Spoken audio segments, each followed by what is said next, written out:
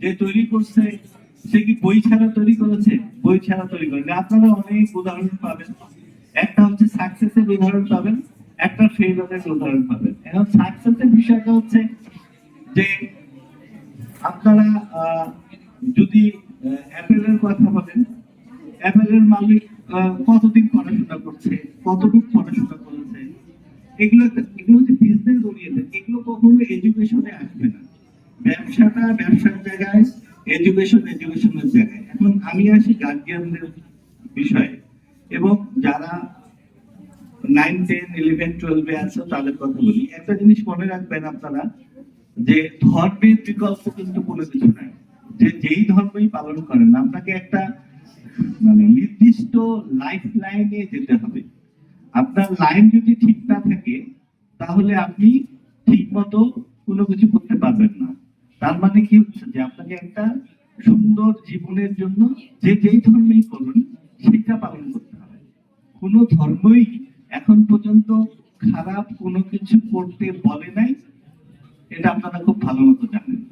এখন আপনি ফজরের নামাজ পড়তে পারলেন না, পরে পড়েন, কিন্তু বাচ্চাগুলোকে অন্তত নামাজ পড়াটা শেখাচ্ছে, তাদেরকে বই পড়াটা শেখার, তাদেরকে আত্মসমালোচনা করাটা শেখার। অর্থাৎ ওই বাচ্চা কি করলো সেটা না, আমি কতটুকু করতে পারছি আর আমি কি করতে পারি নাই, সেটা আমাদেরকে জানতে হবে।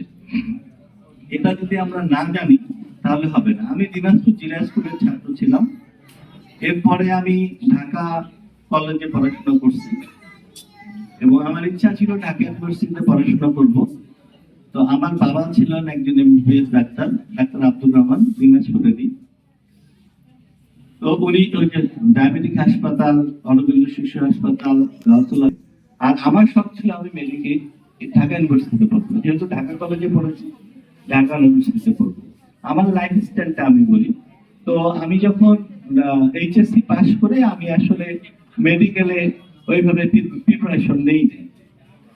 এইটা নিয়ে অনেক বাবা খুব রাগ, চিল্লি। যাই হোক, আমি ঢাকা ইউনিভার্সিটিতে চান্স পাই ক ইউনিট আর গ ইউনিটে। আমার ইচ্ছা ছিল ইকোনমিক্সে পড়া। তো তারপরে আমার বাবার খুব চিল্লাচিল্লি, আমার অনেক ফরচুনেটলি আনফরচুনেটলি আমার ঢাকা ইউনিভার্সিটিতে ফেরার সময় আমার রিক্সা অ্যাক্সিডেন্ট করে পাটা ভেঙে যায়। আর পা ভাঙার কারণে তারপরেই ডেন্টালের পরীক্ষাটা শেষে হতো।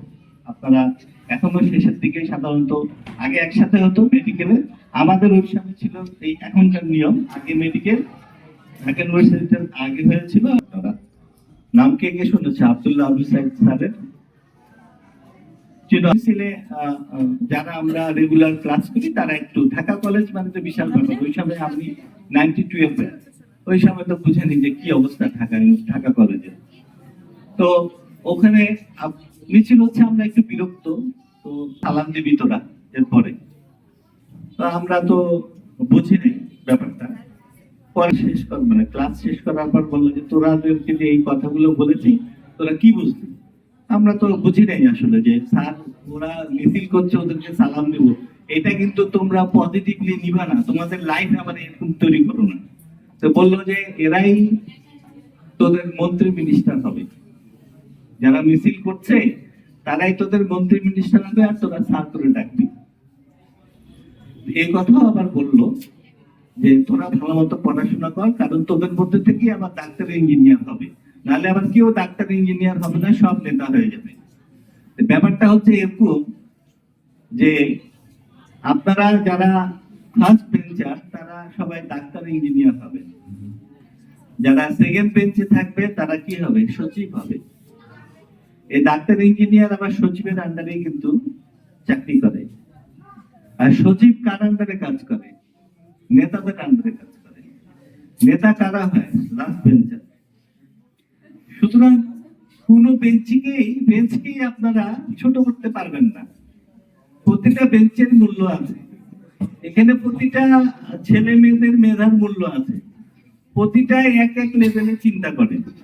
আজকে আমি যেরকম চিন্তা করছি, আমার চেয়ে হয়তো অনেক অনেক ভালো চিন্তা করছে আরেকটা